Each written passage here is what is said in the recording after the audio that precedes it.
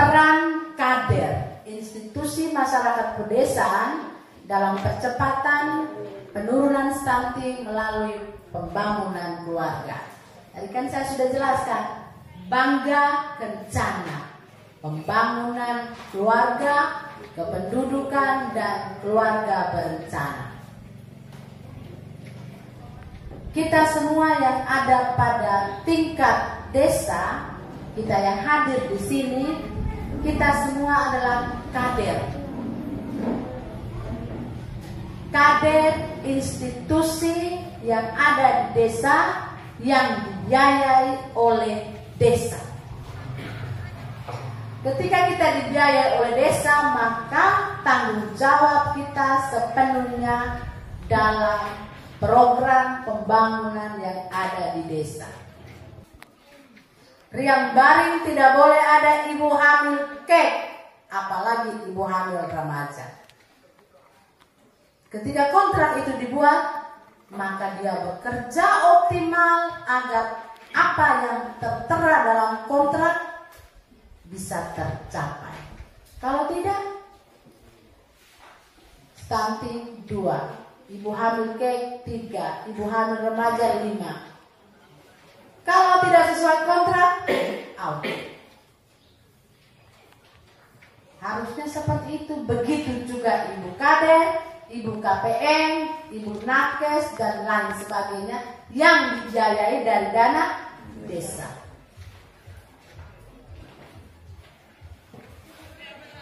Bagaimana tugas kita sehubungan dengan salah satu program nasional ini, percepatan penurunan stunting.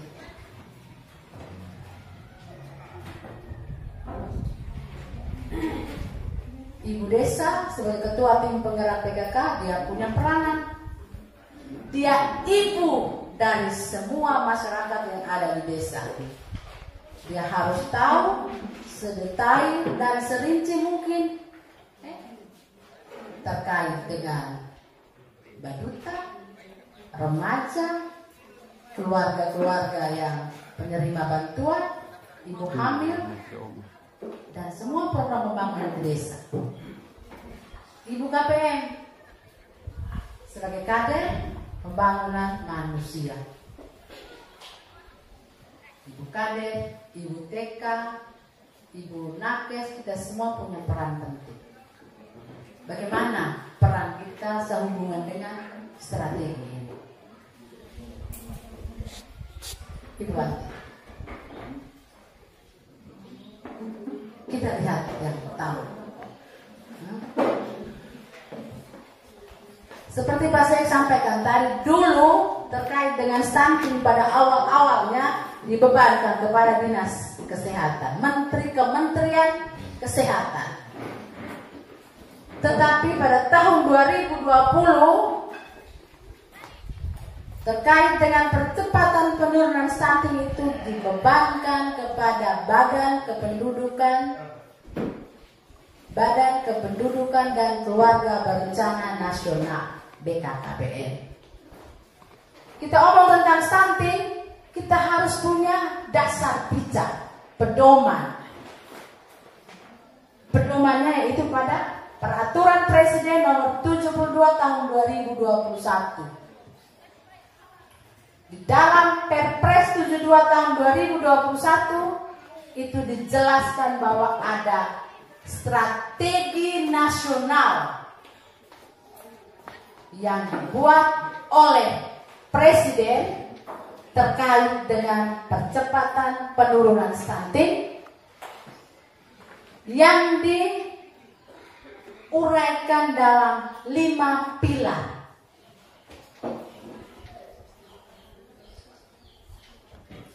Yang pertama, komitmen dan visi kepemimpinan.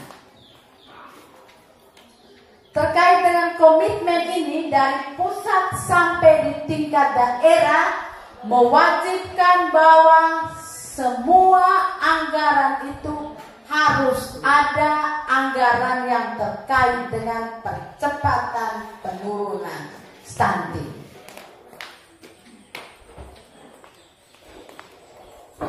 PMT, pemeriksaan ibu hamil, juga adanya pembentukan tim percepatan penurunan stunting. Jadi tidak boleh ada desa yang bilang tidak ada anggaran untuk stunting, itu tidak ada. Karena ini program nasional.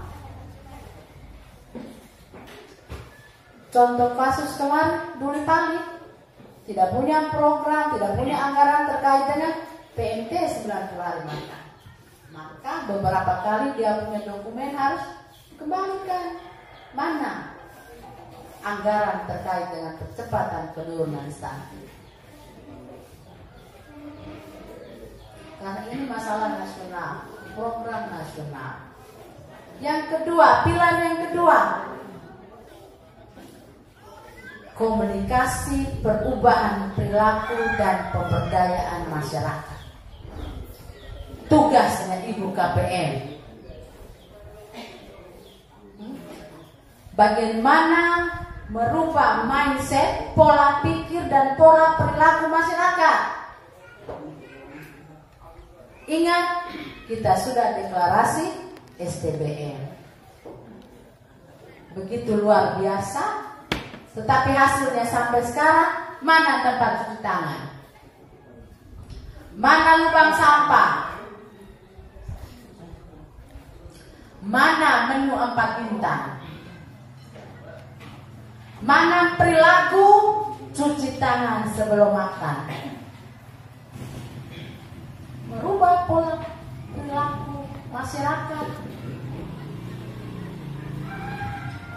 Yang ketiga, intervensi spesifik dan intervensi sensitif. Tiap kali kita pertemuan, Pak pendamping selalu tekankan intervensi spesifik, intervensi sensitif. Itu nanti kita bahas belakang. Yang keempat, ketahanan pangan dan gizi. Ya toh? KRPL. P2L. Ya. Pekarangan pangan lestari. Fungsinya untuk apa? Pemenuhan gizi keluarga. Dan yang kelima, sistem data, informasi, riset dan inovasi.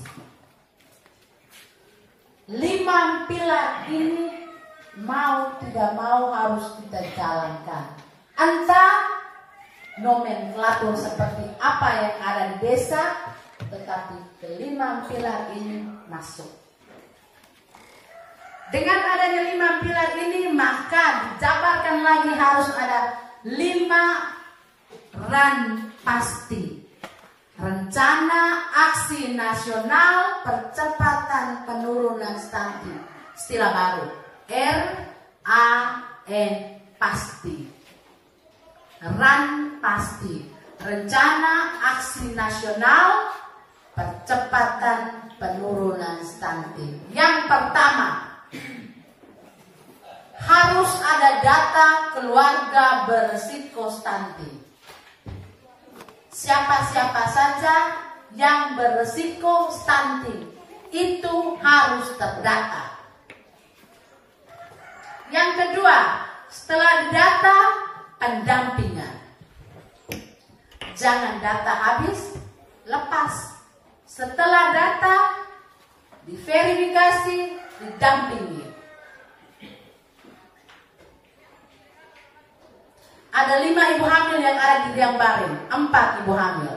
Dari 4 ibu hamil, 2 yang K. Contoh, 2 yang K, 2 yang gizi baik, aman. Data sudah diambil. Bagaimana pendampingan? Untuk yang khususnya 2 yang K. Yang ketiga, pendampingan untuk calon pengantin.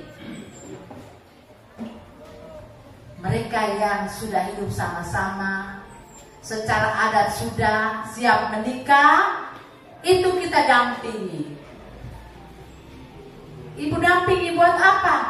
Perlu didampingi supaya ketika dia hamil dan melahirkan, dia tidak melahirkan generasi stunting. Dan itu kita sudah kuat. Damping dengan cara apa? Kita screening kesehatannya. Siapa yang screening? TPK, tim pendamping keluarga. Siapa saja dalam tim pendamping keluarga? Ada bidan desa, ada kader KB, ada kader PKK. Ibu kenapa harus di screening? Kenapa harus diperiksa? Untuk melihat ideal atau berisiko cacing ini. Idealnya apa? Idealnya ketika di screening, pertama, ibu hamil punya berat badan, ibu hamil punya tinggi badan, ideal. Yang kedua, lingkar lengan ibu hamil tidak boleh kurang dari 23,5. Yang ketiga, ibu hamil harus hamil di usia di atas 20 tahun. Yang keempat, HB ibu hamil, supaya penentu dia anemi atau tidak. Yang kelima, ibu hamil terpapar asap rokok atau tidak. Maka screening dilakukan melalui satu aplikasi yang namanya elektronik siap nikah hamil. Jadi BKKBN betul-betul keren. Dia punya aplikasi untuk menentukan Tante Bewa ini siap hamil atau tidak. Siap menurut versi Bapak Desa, siap menurut versi Tante Bewa. Tetapi ketika di screening aplikasi, karena Tante Bewa ini dengan kondisi suami merokok, maka dia jatuh di poin itu. Maka itu dia belum bisa hamil menurut aplikasi.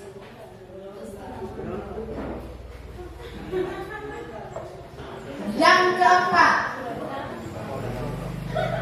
surveillance keluarga berisiko stunting. Kita melakukan pendampingan, pendataan, kita juga melakukan penyediaan layanan. Dengan cara apa? Setiap ibu hamil ketika USG desa tanggung. Ketika pemeriksaan remaja, tablet tambah darah desa tanggung. Jadi dibebankan kepada pemerintah desa. Jangan ibu hamil mau ibu USG harus dibebankan semuanya kepada ibu hamil. Tugas desa pada pilar pertama, komitmen dan visi kepemimpinan. Dan ran yang kelima, audit, evaluasi, audit.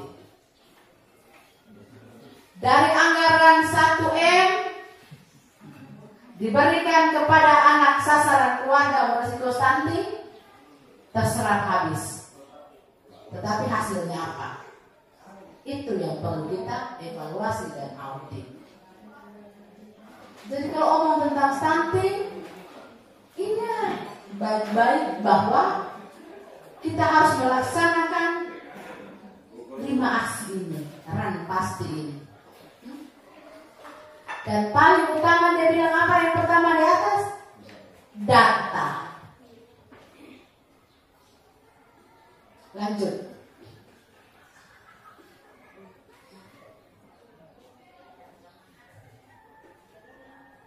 Lanjut. Iya. Kita berbicara tentang perpres tadi.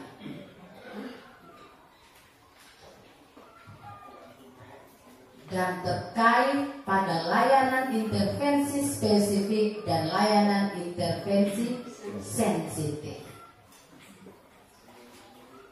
Pada intervensi spesifik,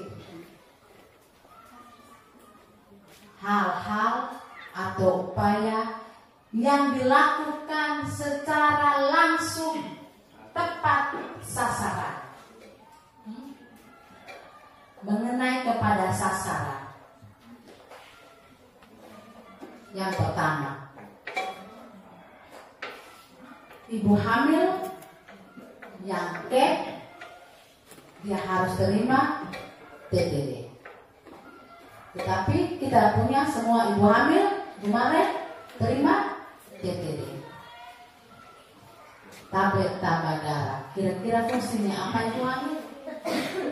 Ibu bidan tiap bulan periksa diberi TTD. Berapa tablet di dalam?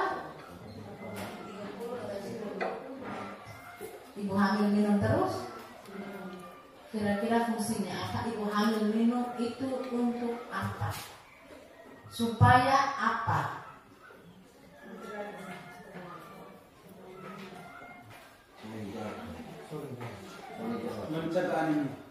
Mencegah anemia. Selain mencegah anemia, apa lagi?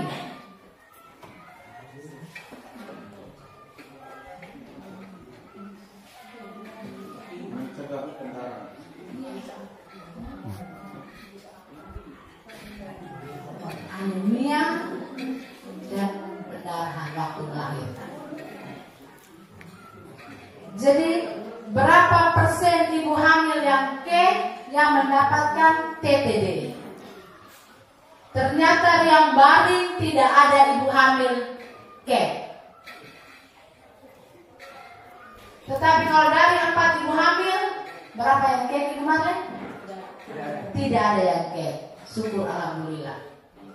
Berarti 100% ibu hamil yang terima TTD tidak Tidak ada ibu hamil di desa yang baru. Berapa persen? Data 4 ibu hamil. Ya toh? Atas nama siapa, suami nama siapa, hamil yang berapa? Tinggal lihat berapa. Niknya berapa? Kondisi kesehatannya tidak Tahu dari mana dia tidak Dia punya lingkar dengan ini tidak boleh kurang dari 23,5 cm. Pertama. Kedua, berapa persen remaja putri yang terima TTD? Data. RT 1 berapa remaja putri? Nama siapa, umur berapa, tempat tinggalnya di mana? RT 2 sampai pada berapa RT di sini? 12 RT. Remaja putri usia 10 tahun sampai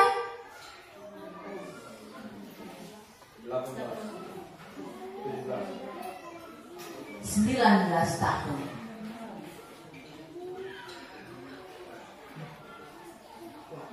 Dulu anak remaja putri dia menstruasi baru terima TTD.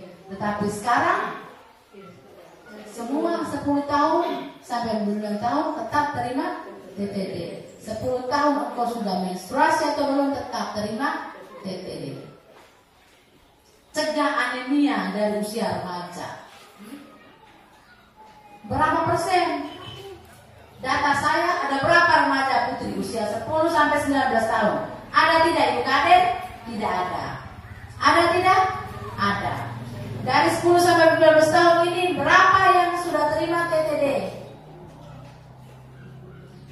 50 remaja putri ibu yang terima TTD cuma 30. Berarti berapa persen? Kenapa 20 yang tidak terima? Oh, dia sekolah di Hewa. Berarti sweeping yang di sekolah.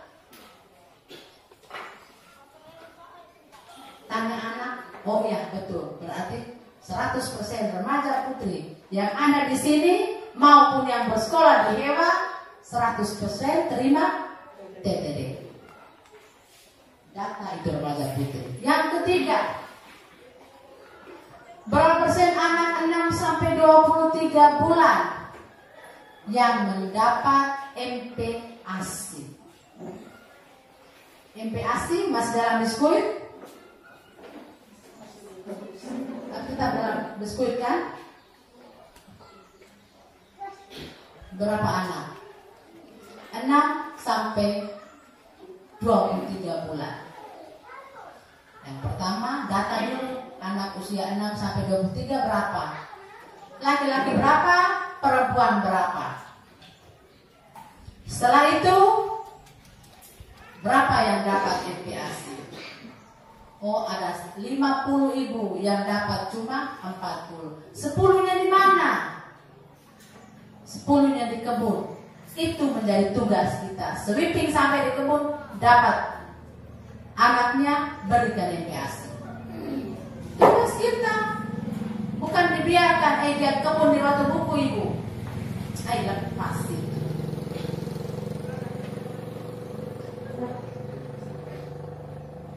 Data yang ketiga. Data yang keempat. Anak usia di bawah 5 tahun yang dipantau perkembangan dan pertumbuhannya.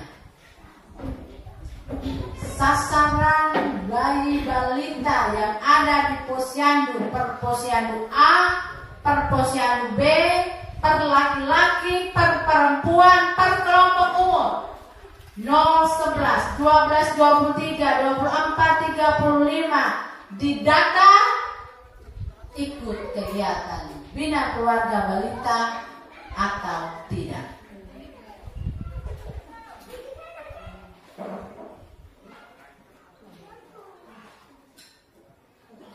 Pantau pertumbuhan dan perkembangan anak itu di dalam BKB. Ikut posyandu atau tidak? Pantau pertumbuhan. Ikut BKB atau tidak? Pantau perkembangan. Data. Sasaran posyandu ada 50. Yang timbang 50. Syukur alhamdulillah 100% secara tingkat pertumbuhannya. Itu kita tidak lihat dia naik atau dia turun. Dari 50%, yang naik berapa, yang tidak naik berapa. Ternyata yang tidak naik ada 25. Itu artinya bahwa pertumbuhannya terganggu, bermasalah. Datang lagi ke BKB, dari 50 anak yang aktif di BKB berapa? Oh, yang aktif 30. Dari 30 yang aktif, bagaimana dengan perkembangannya? Oh, ibu, dari 30 ini ada 10 yang berat sekali. Itu juga kita harus punya data. Kalau kita tidak punya data, berarti diragukan. Yang berikut, ibu hamil yang konsumsi TTD 90 tablet, ada berapa? Ada yang kemarin? 90 tablet. Berempat konsumsi?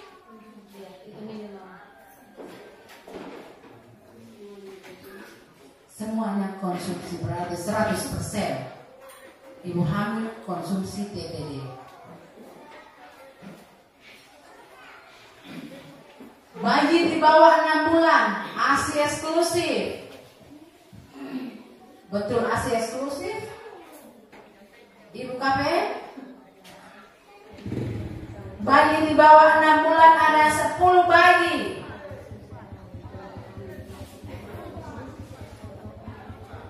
Tahu dari mana dia tidak ASI eksklusif? Tahu dari mana?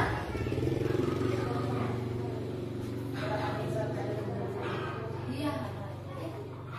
Datang kalau timbang anak masih umur 3 bulan harusnya naik 900. Ya, tahu berapa ya? 900, tetapi dia naik cuma 700.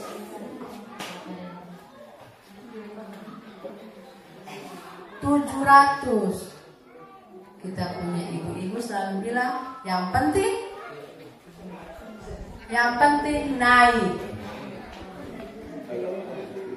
2 ons, juga bilang yang penting naik. Membayangkan bulan ini dia naik 700, harusnya dia naik 900, berarti dia utang berapa? 200. Bulan depan dia harus naik dengan 900. Dia harus tambah dengan utang, harus naik 1 kilo 1 ons. 1 kilo 1 ons. Tetapi kalau dia naik 900, maka utang dia 2, dan itu dia akan tetap bawa. Dan itu akan beresiko ke stunting. Makanya selalu diwanti-wanti, naik 900, usahakan bulan itu dia harus naik sesuai standar. Karena dia kejar yang utang itu menjadi beban dan sangat berat. Jangan punya prinsip yang penting naik.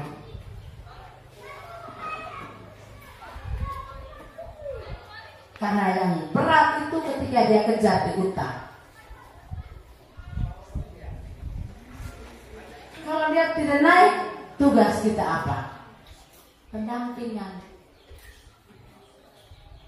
Seperti kata Pak Franky, jangan cuma di teras rumah, tetapi sampai di kamar mandi, di kamar WC, dapur. Apa yang dilihat? 5 pilar SDPM,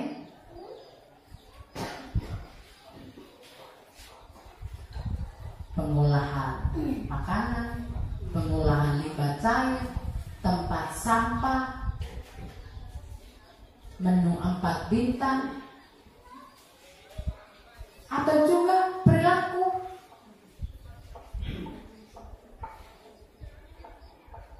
Perilaku yang bagaimana? Perilaku yang masa bodoh, perilaku yang menitipkan anak.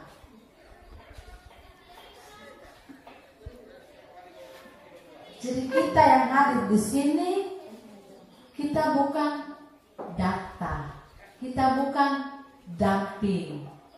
Kalau damping datang dan lihat, tapi perlu konseling, edukasi. Dan hal seperti ini Bapak Desa harus sampaikan kepada semua masyarakat, entah dalam forum apapun, bahwa kader, nakes, dia punya tugas untuk mendampingi dan memberikan konseling. Orang tua tidak punya hak untuk marah.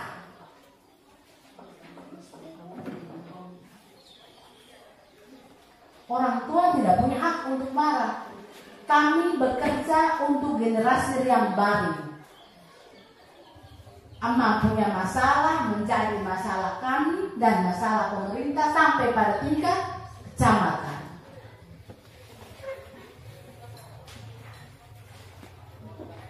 Yang berikut, anak berusia di bawah 5 tahun, gizi buruk yang mendapatkan pelayanan tata laksana gizi buruk. Ada gizi buruk di sini? Berapa? Pernah dilakukan konseling kepada orang tua? Pernah dijelaskan juga terkait dengan pelayanan tata laksana gizi? Sudah. Tetapi masih tetap dalam kondisi Ibu Banti gizi buruk. Itu menjadi PR. Kalau sudah dijelaskan, sudah diedukasi, tetapi masih tetap mempertahankan kondisi gizi buruk, maka lihat masalahnya di mana. Bisa saja masalah pertama ekonomi rumah tangga. Kita harap beli 4 bintang, yang ternyata tidak bisa beli 4 bintang. Itu. Yang kedua, pola perilaku. Anak punya jam makan jam berapa, anak punya jam tidur jam berapa, anak itu mandi bersih sehat atau tidak, atau anak itu dalam kondisi sakit. Dan itu kita kader yang gali, kita yang gali. Jangan sekedar bilang, gizi buruk 2, pendampingnya sudah dampingi, apa lagi? Yang berikut, mendapatkan tambahan asupan gizi. Kita yang baru, saya tidak ragukan lagi terkait dengan PMT. Tetap ada anggaran untuk PMT, Bapak Desa?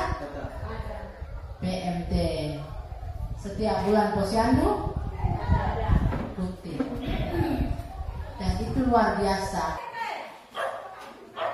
Yang berikut, target sasaran yang memiliki pemahaman baik tentang stunting dini.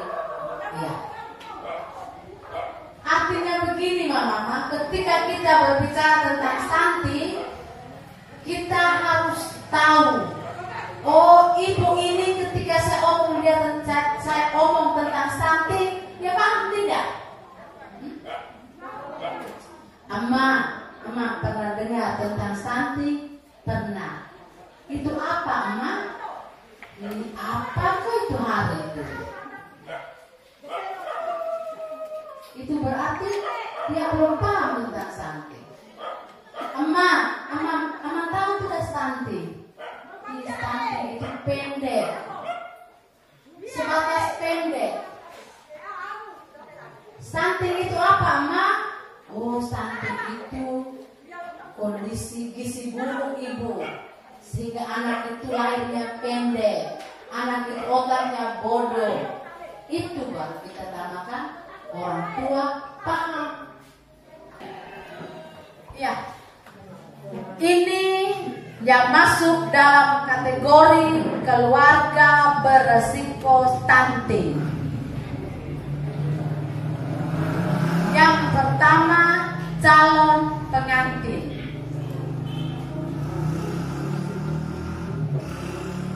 Calon pengantin itu harus bebas dari anemia, umur di atas 19 tahun, lilanya tidak boleh dari 23,5, IMT-nya tidak boleh dari 18,4, dan yang kelima tidak boleh terpapar asap rokok. Itu catil.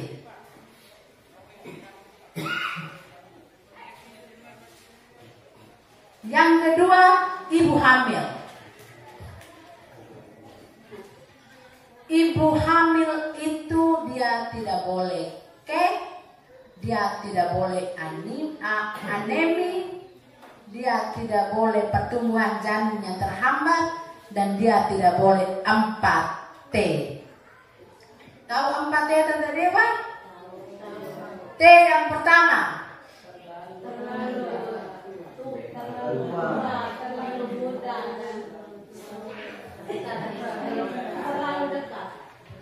Baru 3.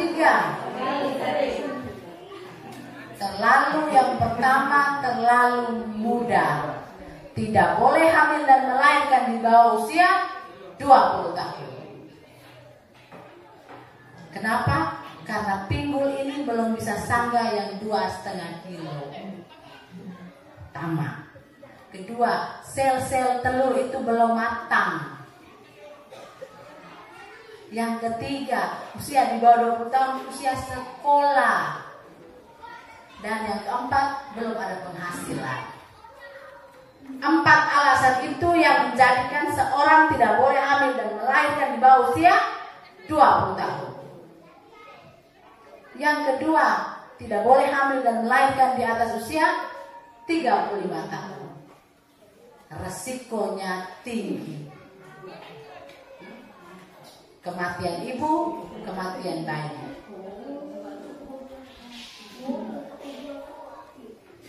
Yang ketiga, tidak boleh hamil dengan jarak terlalu dekat. Tidak boleh hamil dengan jarak kurang dari 2 tahun. Tidak boleh hamil dengan jarak kurang dari 2. Iya. Makanya supaya bisa jaraknya lebih dari 2 tahun, makanya harus KB. Kalau tidak KB, hamil tidak diinginkan yang membuat jaraknya kurang dari 2 tahun. Hamil tidak diinginkan biasanya tepuk dahi, aduh sudah hamil. Aduh sudah hamil, itu berarti anak yang sebelumnya itu belum sampai 1 tahun. Makanya menyesal dobel-dobel, dan itu perlu dikonseling. Supaya apa? Supaya jangan ada tindakan-tindakan yang merusak janin. Wah, sudah jaraknya dekat, jadi terima saja, makan gizi yang banyak supaya anak sehat. Setelah ini ikut kami. Itu baru konseling dan pendampingan. Tetapi ketika dia sudah hamil dengan jarak tidak sampai 1 tahun, rasakan, tahu ikut KB tidak mau. Bukan itu konselingnya.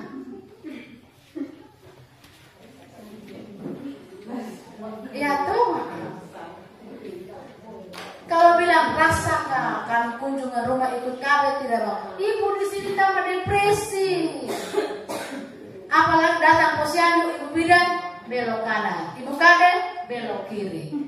Depresi, tertekan, pengaruh juga janin. Itu baru kau bilang anak keluar sehat, stunting, kau yang stres kita bilang. Ya tuh, itu realita. Sasaran yang ketiga, ibu pasca persalinan. Ibu pasca persalinan ini itu diharapkan supaya KB. Jadi kalau ada sasaran bilang tunggu anak 6 bulan makan dulu, konseling lagi. Emak, tunggu anak 6 bulan dulu. Emak juga sudah kembali haid. Emak tidak takut kan? Tanya itu saja.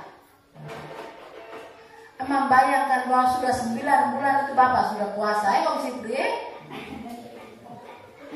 Kalau sudah puasa selama 9 bulan, tambah lagi pasca salin dan juga tunggu sampai 6 bulan lagi. Nah,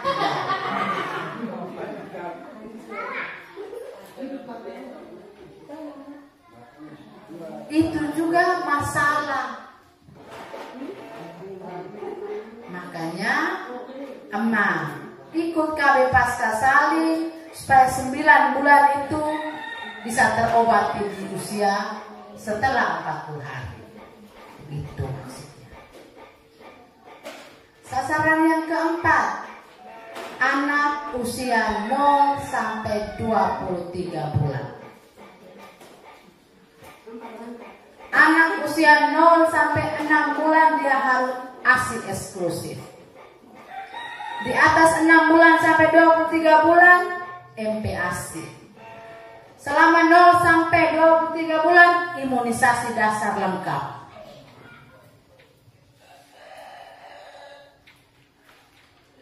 Sehingga berat badan anak itu setiap bulan itu meningkat sesuai standar. Harus diberikan konseling bahwa selama anak itu sudah makan, berat badannya itu bertambah berapa ons, kurangi yang namanya makanan pemanis, pengawet, pewarna yang ada dalam cemilan-cemilan itu. Emak mau makan Ini 2.000 dibeli mie. Emak mau makan. Tunggu emak masih buat sayur. Tidak mau makan sekarang. Terima 2.000 dibeli ale-ale. Itu perilaku. Dan satu lagi sampaikan kepada semua ibu hamil, jangan punya prinsip anak besar di luar. Nenek-nenek dulu selalu bilang toh, anak besar di luar. Jangan. Syukur-syukur dia lahir dengan 2.500. Kalau dia lahir kurang dari 2.500, maka siap sudah itu tuh.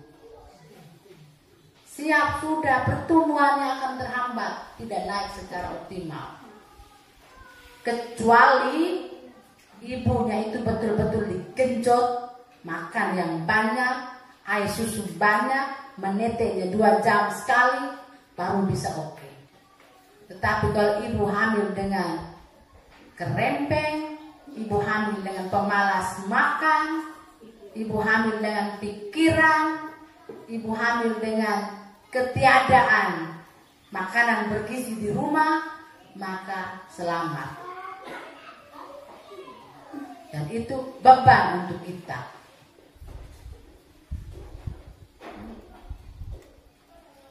Jadi kalau kita omong stunting itu mulai dari remaja. Tadi remaja terima TTD. Sehingga ada posyandu remaja, ukur lingkar lengan, tensi, ukur lingkar perut.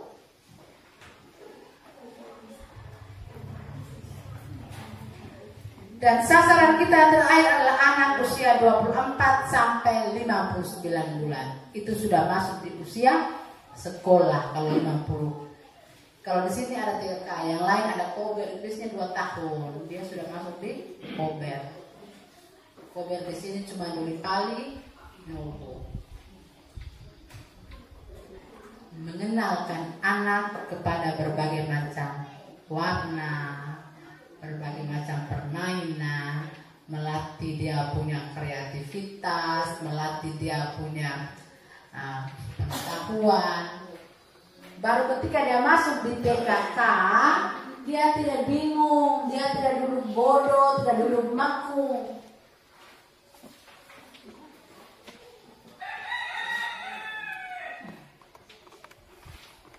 Oto 5.000 lewat, beli gayung, sikat pakaian, ember, kuali. Tapi ketika anak minta beli bola, beli oto, beli boneka, beli bongkar pasang, maka itu sabar dulu. Itu yang salah. Lanjut.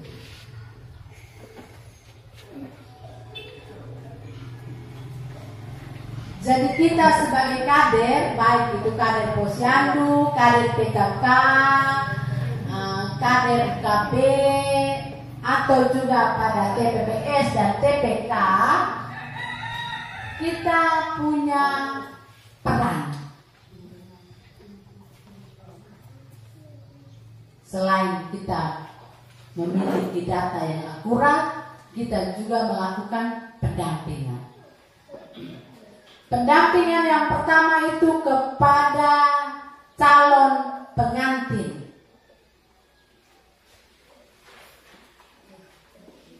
Calon pengantin dengan screening tadi itu. Masalahnya calon pengantin kita punya ini sembunyi-sembunyi. Tidak lama dengan sudah hamil. Itu yang pertama. Yang kedua, kadang-kadang orang tua tidak terima. Tidak terimanya begini. Ketika ibu bidan kita sudah tahu bahwa Ibu Wanti itu sudah pulang pergi, Ibu KPM punya rumah. Ibu KPM punya anak kemamu satu ini. Ya toh? Contoh. Tetapi ketika kami lakukan pendekatan kepada Ibu Wanti, Ibu KPM protes. Mereka teman lagi.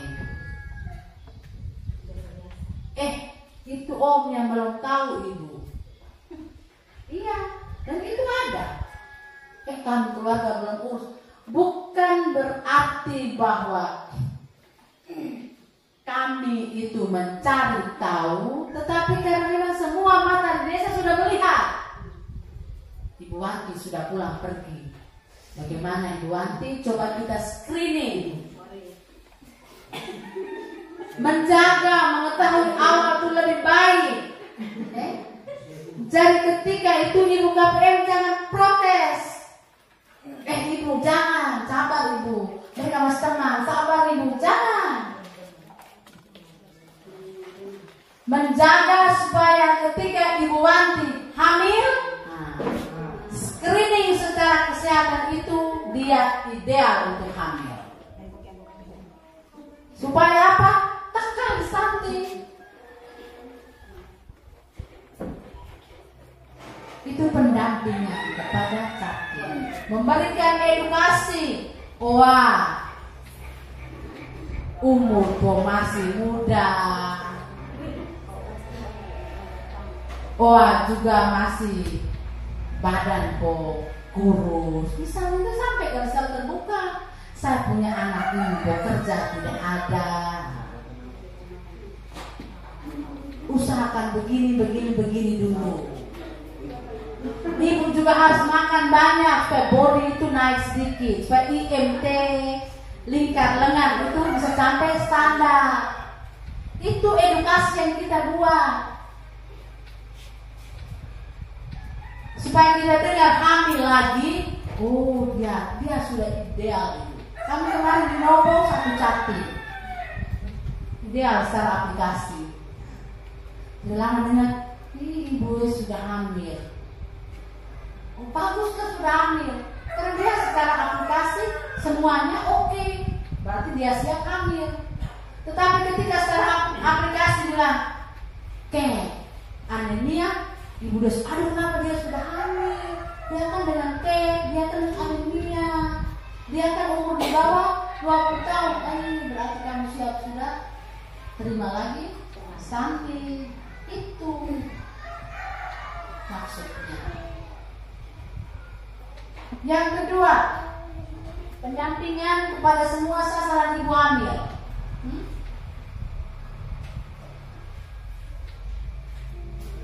Ibu hamil harus diedukasi bahwa ketika pertama kali dalam bulan itu sudah tahu hamil dengan tes palang 2 hamil, maka sampaikan untuk segera melapor. Jangan tunggu sampai lebih dari 3 bulan. Nanti ibu denda, nanti ibu tidak terima TT secara optimal, vitamin, obat-obat secara optimal. Pengaruhnya besok-besok ibu punya anak, janin perkembangan seperti apa. Ibu hamil makan 1 hari berapa kali, porsi makannya seperti apa, menu makannya apa saja. Pendampingan. Ibu hamil tidak boleh begini, tidak boleh keluar malam. Ibu hamil kalau sudah 6 bulan ke atas itu bilang suami, jangan dulu. Jangan berhubungan.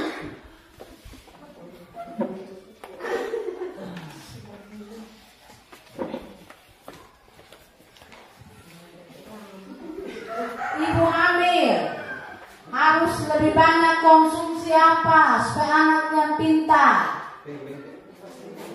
Apalagi di sini bilang pemain ayam lah, pemain ikan lah, pemain sayur lah. Ayam pemali, telur ayam pemali, roti makan. Ya tuh, padahal roti itu buat ada telur ayam.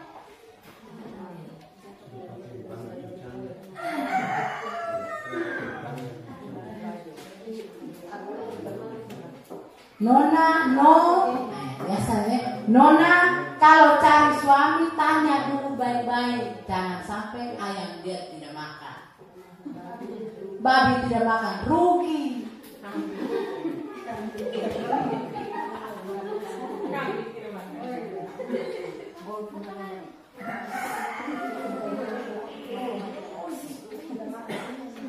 Satu kali saya di Duang Baulatan, ada kegiatan kami terima anggota dewan, terus disodorkan sayur lamek, kue yang terbuat dari labu besi.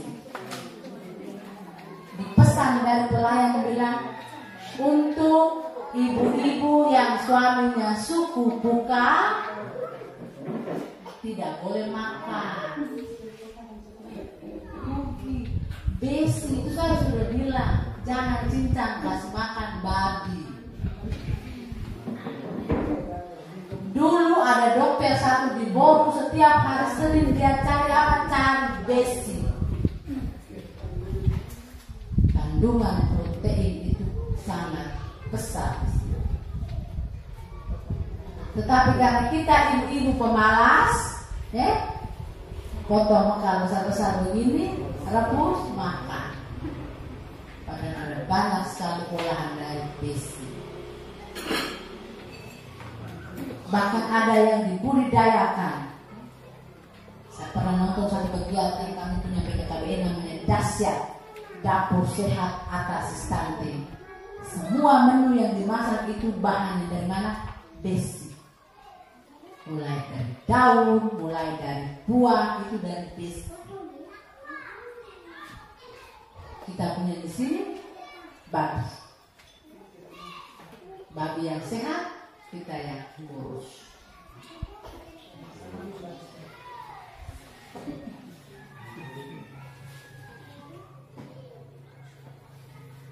Pendampingan kepada ibu hamil itu harus dijelaskan sedetail mungkin.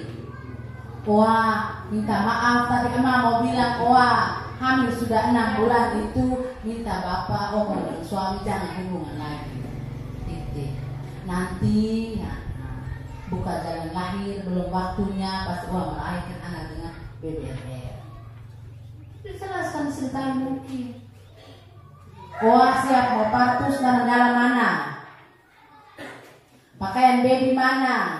Ini pakaian dalam sudah robek terus pakai. Beli baru, cuci dulu, moto, jemur, setrika, simpan. Iya. Jangan malu kalau kita tidak omong, orang tidak buat. Dia menganggap hal biasa, justru yang menjadi keteledoran. Sehingga, sudah 6 bulan, mana pakaian bayi yang sudah siap? Mana ibu pakaian yang sudah siap? Jangan sampai, mana mau partus, mana yang dalam? Dari Boru, dari Tabana, dari Maluku. Betul-betul dilakukan pendampingan kepada ibu hamil. Ibu punya kondisi begini, kalau besok-besok hamil, ibu sudah siap uang belum untuk rujuk? Yang berikut, pendampingan kepada ibu pasca salin. Pendampingan kepada ibu pasca salin seperti apa? Bagaimana cara menyusui? Bakatannya seperti apa?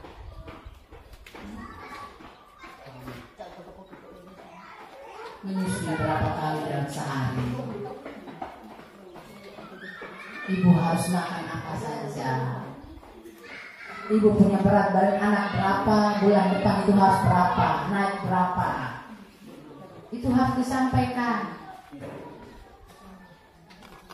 Yang berikut pendampingan pengasuhan tumbuh kembang anak. Itu di BKB, konseling gizi itu pendampingan.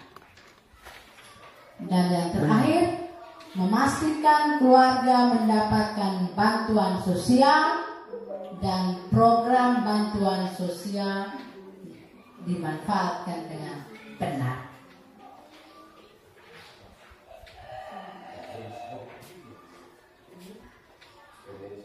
Terima bantuan untuk anak sekolah, maka dimanfaatkan bukan terima bantuan untuk anak sekolah, bapak beli minum mabok, beli moke, habis pulang pukul istri, pulang pukul anak di rumah. Itu harus dikawal. Pernah ada kejadian begitu Pak Desa? Di Nobo. Di Nobo terima bantuan habis, setelah itu dia beli minum, beli uang sampai malam, pulang pukul istri, pulang pukul anak. Sudah kalian tinggal. Jadi kita kader, kita punya 5 peran ini. Pendampingan untuk catin, ibu hamil, pasca salin, pengasuhan, dan mengawal penggunaan bantuan itu. Tetapi jauh di atas semuanya itu yang pertama dari apa? Yang terima? Data. Sudah punya data yang lengkap kan terima? Di RT berapa? Berapa kakak? Berapa rumah tangga? Berapa lansia? Berapa bayi balita? Berapa remaja? 5. Ini mau sebut.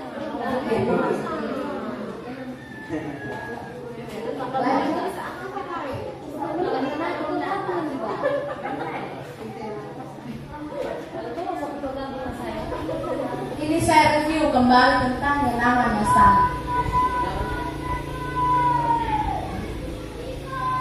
Selama ini kita dengar stunting, dan stunting. Tetapi definisi benar stunting menurut Perpres ini ada di depan situ.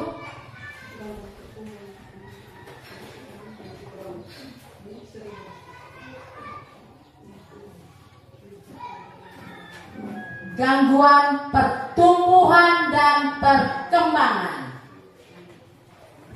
anak akibat kekurangan gizi kronis dan infeksi berulang yang ditandai dengan panjang atau tinggi badannya berada di bawah standar yang ditetapkan oleh menteri yang menyelenggarakan urusan pemerintahan di bidang kesehatan. Jadi kalau menteri kesehatan dia mengatakan bahwa panjang anak usia ini harus ini, maka harus sesuai standar. Tetapi yang lebih ditekankan di sini adalah gangguan pertumbuhan dan perkembangan.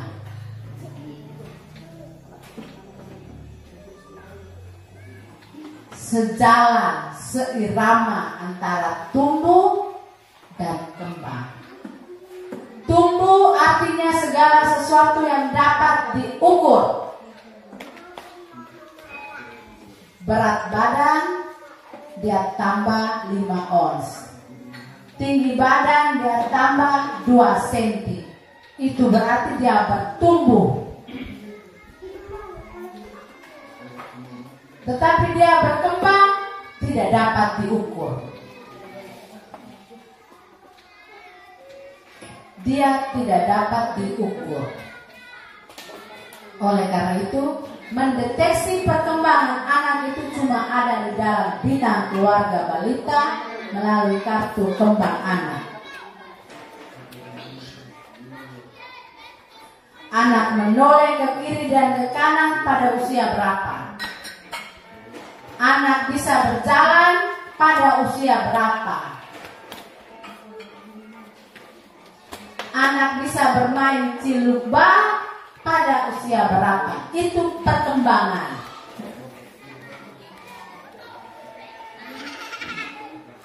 Oleh karena itu, prinsipnya begini.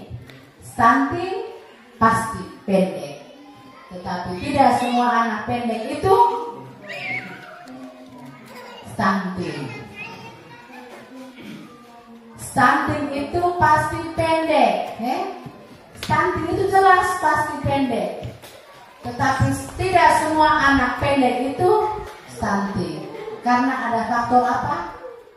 Kembang, kecerdasan. Anak pendek yang dia cerdas itu tidak bisa diklaim sebagai stunting. Anak gemuk sehat tapi otaknya bodoh itu bisa kategori sebagai stunting. Supaya jangan stunting, dia tinggi atau dia pendek, tetapi otaknya juga harus pintar, cerdas.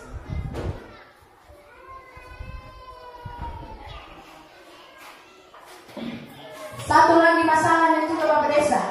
Emak, ibu, anak kami ini makan terus. Kami tidak pernah berat badannya naik. Tiap bulan begini. Bisa saja yang pertama 4 vitanya belum tercukupi. Yang kedua, perilakunya di rumah seperti apa, hidup yang ada tidak. Yang berikut, infeksi atau penyakit yang ada dalam diri anak yang kita tidak tahu. Infeksi berulang. Berarti dalam dirinya ada penyakit tertentu yang kita tidak bisa deteksi, sehingga dia pertumbuhannya itu terhambat.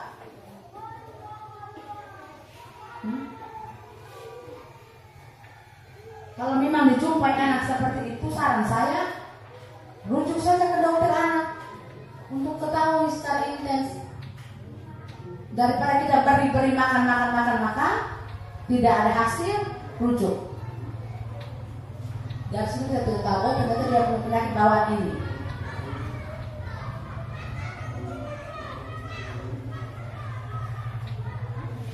Itu terkait dengan stunting. Yang berikut nanti,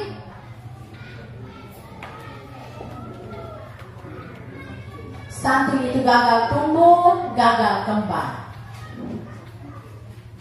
Gagal tumbuh itu pendek, sangat pendek. Sedangkan gagal tumbuh itu, gagal kembang itu, dia punya kecerdasan lebih rendah dibandingkan teman-teman yang lain.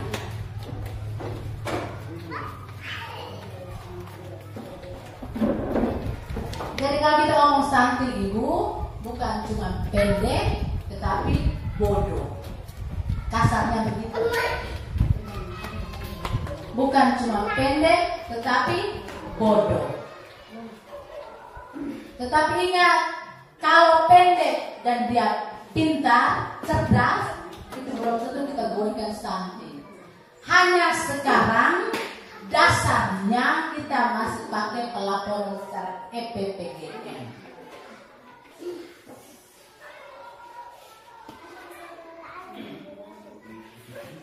Tetapi kegiatan BKB kita bisa langsung tahu. Ibu saya punya anak ini pendek, tetapi saya suruh dia buat ini, dia melaksanakan 2 perintah, dia bisa. Dia menyebutkan anggota badan, dia bisa. Ketika dia mau WC, dia mau pipis, dia akan buka celana. Itu berarti dia cerdas berdasarkan perkembangannya. Tetapi ketika dia berat badannya naik, tinggi badannya bertambah, tetapi suruh dia mana kepala, mana hidung, mana mata, dia tidak tahu, berarti bodoh. Panggil mama bapak tata dan dia masih tidak tahu, bodoh. Jangan kita kejar cuma tumbuh, tetapi yang kita kejar adalah kembang, cerdas. Tumbuh kita bisa perbaiki, tetapi kembang kita tidak bisa perbaiki. Tumbuh itu kita bisa perbaiki, kasih makan, kasih minum, susu, periksa dokter, kita bisa perbaiki. Tetapi ketika dia berkembang, tidak bisa perbaiki lagi.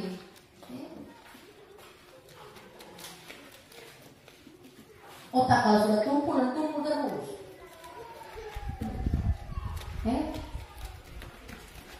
Sehingga harapannya bahwa tumbuh dan kembang itu harus berjalan seimbang.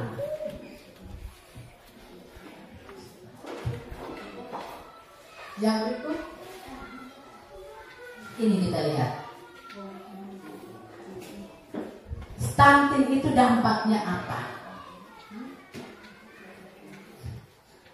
Di sana itu ada dua otak. Otak anak stunting dengan otak anak yang sehat. Anak yang stunting itu dia punya rongga. Rongga itu lebih banyak ketimbang anak sehat. Anak sehat di sana itu sel-sel saraf otak itu memenuhi isi kepalanya. Yang hijau itu lebih banyak dibandingkan yang anak stunting. Dan yang kita kejar itu otak di sebelah itu. Sel-sel saraf otak itu harus berkembang memenuhi isi kepala itu. Kalau dia tidak berkembang seperti itu, maka menyebabkan gagal tumbuh, gangguan kognitif, dan gangguan metabolisme. Gagal tumbuh itu menyebabkan BBLR, kecil, pendek, kurus. Gangguan kognitif, gangguan kecerdasan, berarti perkembangan otaknya itu terlambat. Lambat cara berpikirnya, otaknya berpikir itu lambat.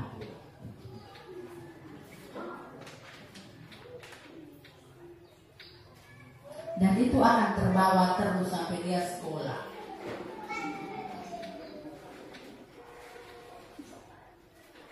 Kemarin saya nonton di satu akun TikTok ibu guru SD.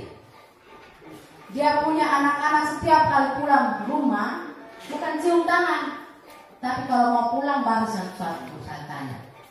2 kali 1 ada yang jawab 2. 3 tambah 2 3. Pulang. Dari belakang pulang lagi. Yang sudah jawab benar keluar dari sekolah. Dari kelas.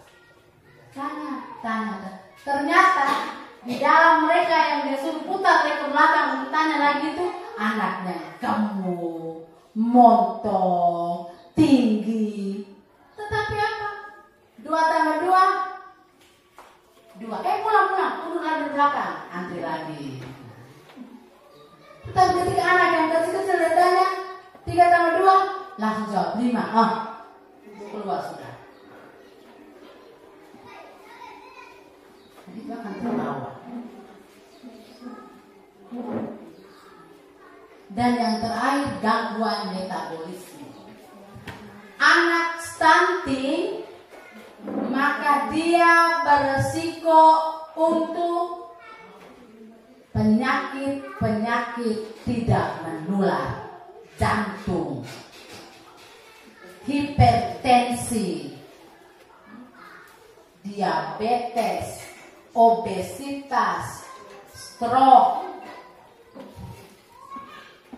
Beresiko itu kalau dia dengan kondisi stunting. Obesitas, kegemukan beda. Dengan ya sehat gemuknya, sehat dengan gemuknya, obesitas, overweight, berat badannya sudah lebih standar. Jadi kalau turun konseling dan pendampingan itu sampaikan juga ini.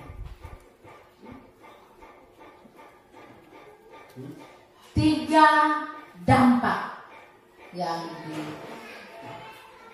terjadi ketika anak kita itu dikategorikan sebagai anak stunting.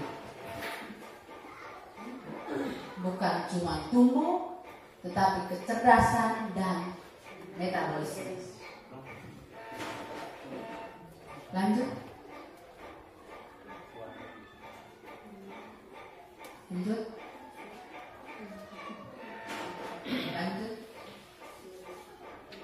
Ya. Mengapa bayi atau anak mengalami stunting? Itu dari dua faktor. Faktor ibu, faktor anak. Jadi kalau anak mengalami stunting bukan cuma kita lihat dari faktor anaknya saja, lihat juga ibunya.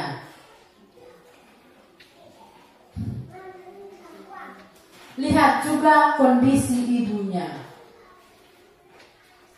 Kurus, pendek, anemia, terpapar asap rokok. Kalau ibu hamil sudah kondisi seperti ini, maka perkembangan janinnya BBR,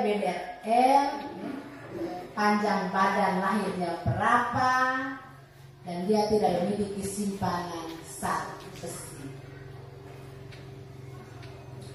Jadi kita di sini yang notabene-nya emak-emak, ketika kita punya anak perempuan, bilang mereka jangan terlalu kurus, jangan juga diet. Karena tubuh itu dia harus banyak terdiri dari lemak. Lemak menjadi asupan makanan untuk bayi ketika ibu itu hamil. Ketika dia kurus, dia tidak punya asupan lemak, maka bayi di dalam itu dia cari lemaknya di mana? Tumbuhan perkembangan terhambat.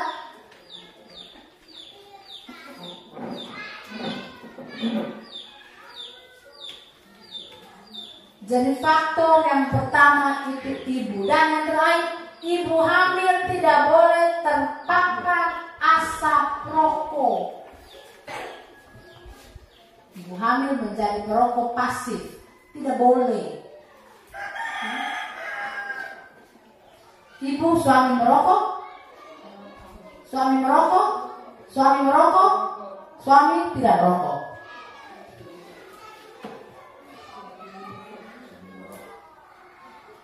Merokok di depan ibu, merokok di mana? Selain itu, pernah melihat suami merokok? Berhadapan langsung? Suami minum kopi di mana? Di mana dapur? Di luar? Di mana? Luar di mana? Pas di mana itu? Di kamar mandi? Di dapur? Di ruang tamu? Di teras?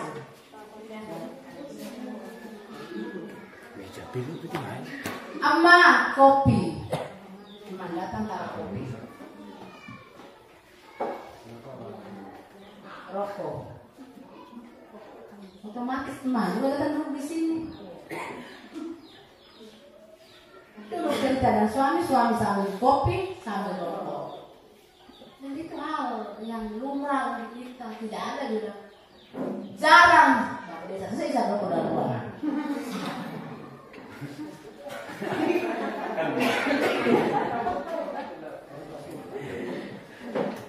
Itu dari ibu. Sekarang dari anak.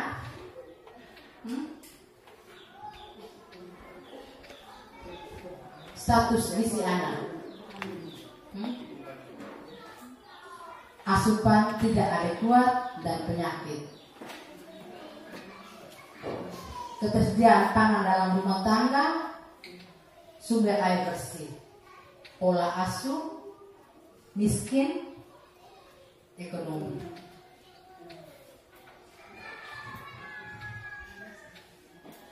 Anak mau memiliki status gizi yang baik tergantung dari ekonomi, penyakit ada atau tidak, ketersediaan pangan, sumber air bersih. Makanya kalau kita mau melihat penyebab stunting pada seorang anak, bukan hanya asupan gizi, tapi lihat dia punya penyakit bawaan ada atau tidak. Dia punya sumber air bersih itu menunjang atau tidak. Dia punya ketersediaan makanan dalam rumah itu ada atau tidak. Penghasilan suami istri itu ada atau tidak. Iya, sehingga semua kalau sudah oke, maka status gizi anak itu tidak ada status gizi buruk, gizi kurang, makan stunting, tidak ada. Paling penting yang di tengah itu apa? Pola asuh.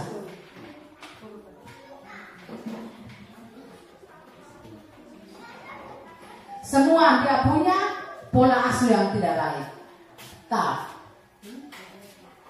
Dia makan enak 4 bintang. Dia punya ketersediaan air bersih, oke. Suaminya PNS, oke. Sayur, mayur, daging, ikan, oke. Tetapi kalau menetemnya 1 hari cuma 5 kali, tidak sampai 8 sampai 12 kali, maka guna take.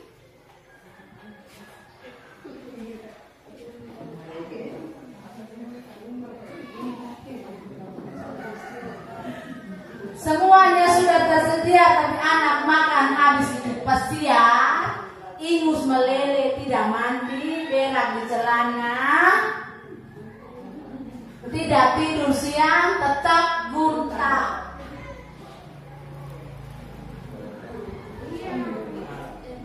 Makanya semua itu kembali kepada keluarga. Pembangunan keluarga berasal dari dalam keluarga. Bisa paham sampai di sini? Ibu hamil? Bisa. Masuk telinga kiri, simpan di sini, simpan di sini.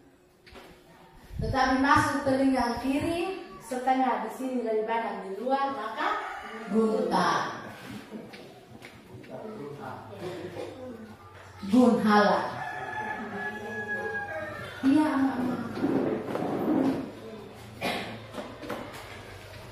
kita punya tugas itu penting. Lanjut. Ya. Secara nasional per 2019 itu stunting itu dia 27,7% di 2019. Untuk kita di Leburan 2019 itu paling banyak itu di Lebo Awang. Lebo Awang menjadi lokus stunting untuk kecamatan Ileburan.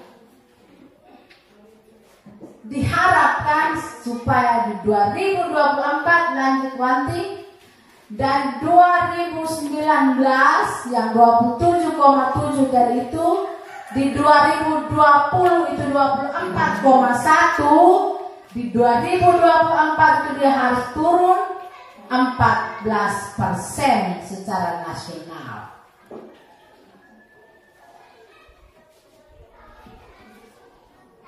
Kalau kita di Leburan, bagaimana kita bisa mengharapkan 14%?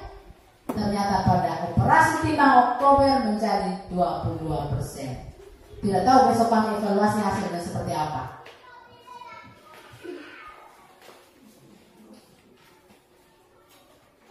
Bagaimana? Makanya saya secara kasar seumur juga desa yang Rita. Kalau mau stunting itu hilang, jangan hamil dulu.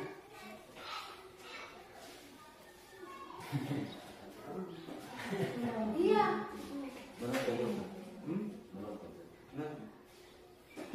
Jangan menonton Mbak Syed, ada triknya. Iya, jangan hamil dulu. Kalau kita edukasi kepada remaja sudah, edukasi kepada cantik sudah, semua kita lakukan edukasi, masalahnya di mana? Kalau dia melahirkan tetap stunting. kembali kepada pola perilaku. Dan rubah pola perilaku itu sulit. Kamu membuat anak, kamu paksa, kamu larang, itu perilaku mindsetnya. Taruh buah brome.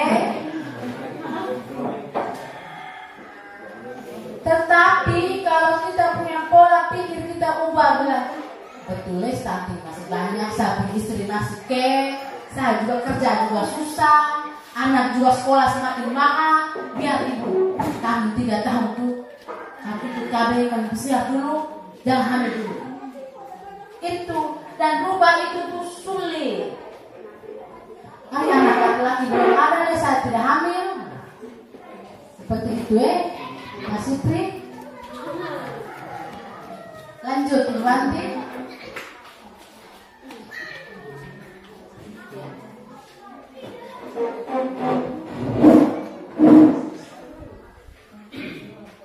Ini pendekatan secara keluarga. Saya bilang peran keluarga dalam pendekatan keluarga. Yang pertama, kita harus berusaha mencegah supaya tidak boleh ada bayi lahir dengan potensi stunting. Itu artinya bahwa semua ibu hamil itu tidak boleh anemi, tidak boleh tidak boleh di bawah usia 20 tahun. Dan setiap anak yang lahir dia harus berat badannya di atas 2,5 kilogram. Pertama, cara cegah seperti itu. Semua ibu hamil konsumsi tablet tambah darah, pemeriksaan sudah lengkap. Berat badan bayi ketika dilahirkan harus lebih dari 2.500 kilogram. Pertama. Kedua, pengasuhan 1000 hari pertama kehidupan. Mulai dari ibu itu hamil sampai pada melahirkan, menyusui sampai anak berusia 23 bulan. Apa yang harus dilakukan? Yang ketiga, basis data intervensi dan monitoring stunting. Yang sasar mulai chatting sampai anak 23 sampai 50, kita harus punya data itu.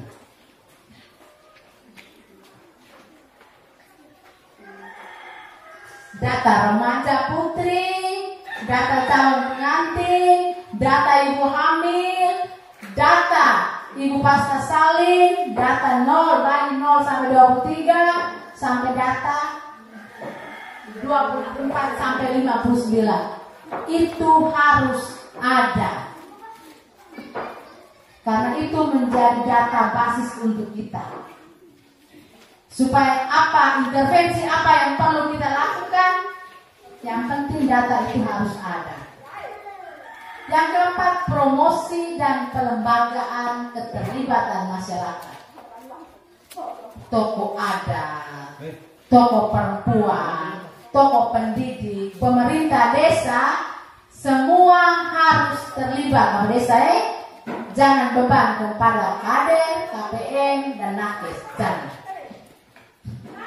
Dalam momen apapun harus disampaikan terkait dengan 1000 HPK, terkait dengan keterlibatan semua unsur di masyarakat dalam promosi pencegahan stunting.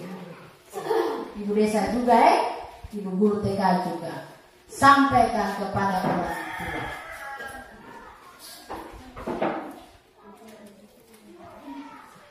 Yang berikut, kemitraan penanganan stunting itu kita sudah buat. Kita bentuk tim pendamping keluarga, kita bentuk tim percepatan penurunan stunting, mulai dari pusat sampai di desa. Itu adalah bentuk kemitraan.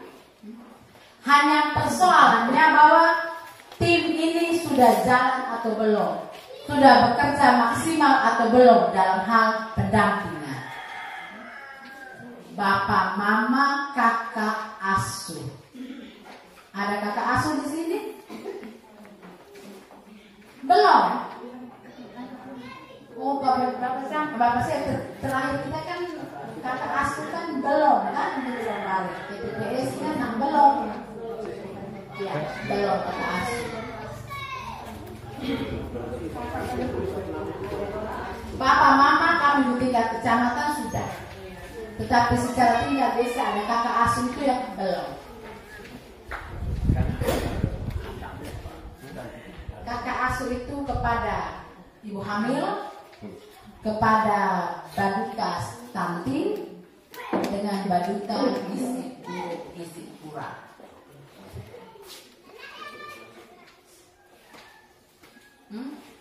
Belum bentuk di sini?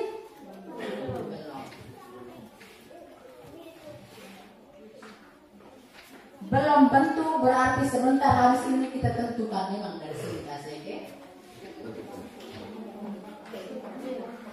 Berikut Ibu Bantu. Jadi ini ada 5 sabar. Ini ada 5 pendekatan tadi B. Kembali lagi.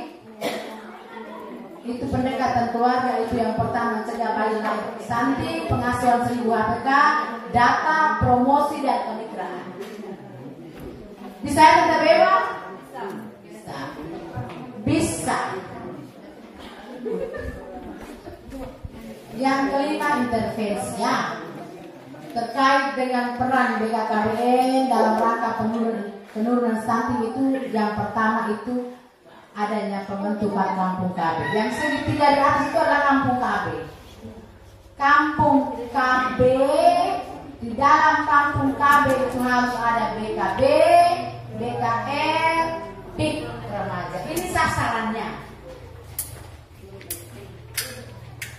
Selain itu bentuk kelompok remaja sadar gizi, tingkatkan peran kader IMP, hidupkan lagi. Kalau kita tidak hidupkan lagi ini berarti karena tangan lestari kita hidupkan lagi.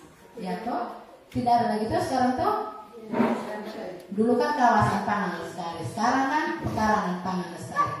Dan Bapak Desa ingat, kita rembuk stunting itu toh salah satunya adalah penyediaan bibit dan polybag. Betul nggak tidak Ongko? Untuk kita manfaatkan pekarangan pangan lestari itu. Bibitnya juga harus 78 macam, jangan 2 macam.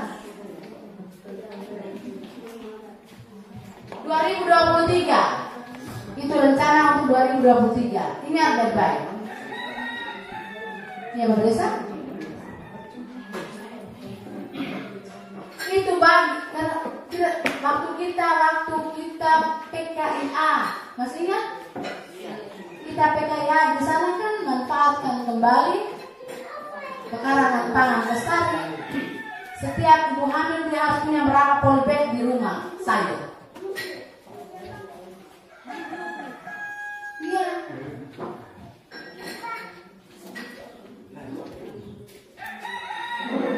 Jadi BKB, BKR, PIK remaja itu ada di dalam kampung KB. Itu merupakan intervensi BKBN dalam rangka percepatan penurunan stunting. BKB, Bina Keluarga Balita, memberikan pemahaman kepada orang tua balita terkait tumbuh kembangnya, terkait asupan gizinya, itu di dalam BKB. BKR, membina orang tua yang punya remaja untuk mengetahui hal-hal yang berkaitan dengan perkembangan remaja, kesehatan reproduksinya, pendewasaan usia perkawinannya, masalah seks, masalah HIV, masalah narkotika. Itu orang tua yang memiliki remaja juga perlu tahu. Sehingga remaja itu dia tidak bertanya kepada teman karena orang tua di sebelah tidak paham, tidak mengerti, gaptek, maka dia jarang mendapatkan informasi dari orang tua. Dia lebih banyak kepada temannya, dan itu masalah. Ketika orang tua tidak punya pemahaman terkait dengan anak remajanya, maka anak akan mencari tahu di luar. Di luar antara dua, baik atau tidak baik. Ke teman perempuan, asal teman perempuan dia punya pengetahuan lebih. Kalau tidak maka ke Google, YouTube. Dan di situ semuanya lengkap. Baik tidak baik di situ. Oleh karena itu, orang tua harus tahu dulu yang terkait remaja itu apa saja. Masalah-masalah intens yang dihadapi remaja itu apa. Jangan sampai anak bertanya dan kita tidak bisa jawab. Si eman bodoh sekali. Dan ketika eman bodoh sekali dan berpindah kepada Android, maka hati-hati terkecewa. Dia akan cari tahu sendiri. Dan cari tahu sendiri tanpa pendampingan dari orang tua, maka siap Riang Bari akan menemani hamil remaja. Itu konsekuensinya.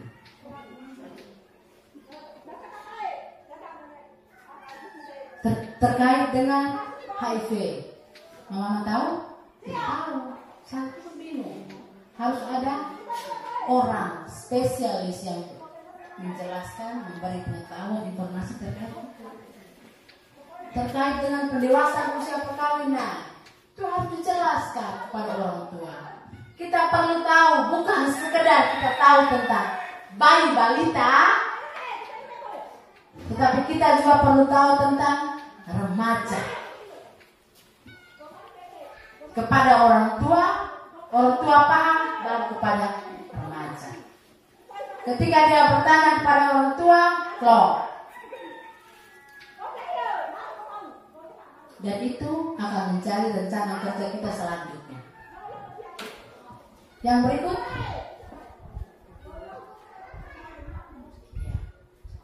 ini sih pendataan hulu keluarga, outputnya data, intervensinya. Jadi kita semua yang hadir di sini, setelah saya memaparkan semua terkait dengan sasaran, apa yang perlu kita buat, rencana aksinya apa, ada 5 poin itu, pendampingan, data, dan semuanya itu, maka tugas kita yang notabene-nya kader, yang notabene-nya nakes, yang notabene-nya pemerintah desa, yang paling pertama itu adalah data.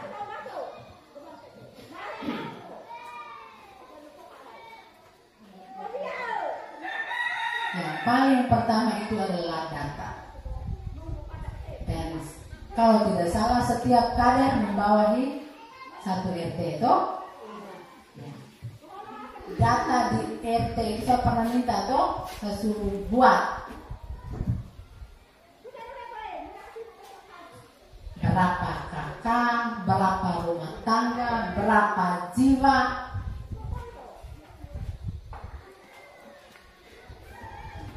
Sudah buat atau belum?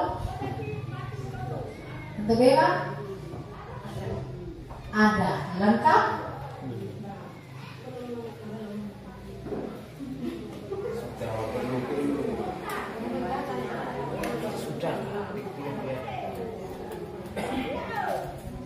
Jangan datang dan ambil di kantor desa, jangan. Data terbaik itu dari rumah ke rumah. Dan dari rumah ke rumah itu bukan di teras rumah, tapi di belakang.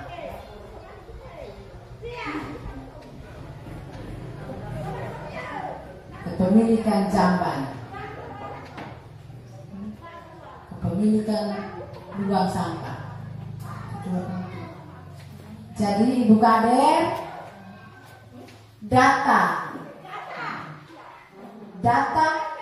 data ini pada saat posyandu saya harus sudah terima. Dan dengan demikian maka saya selesai sesi pemaparan. Kita masuk dengan diskusi dipandu langsung oleh Bapak Desa.